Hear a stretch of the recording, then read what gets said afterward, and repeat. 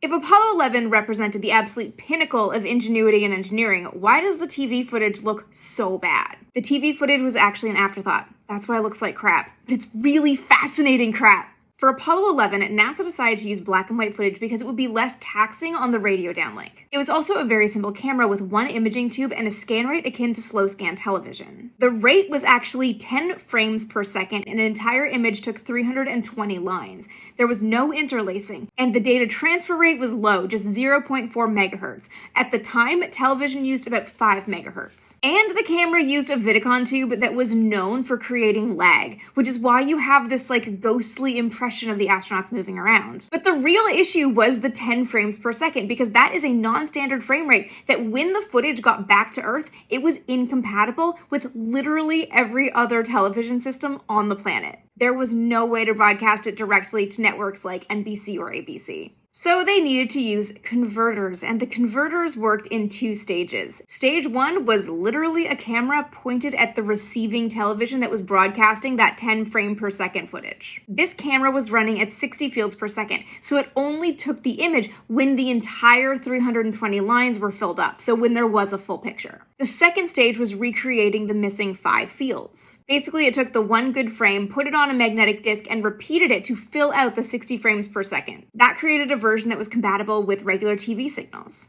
So who took this footage?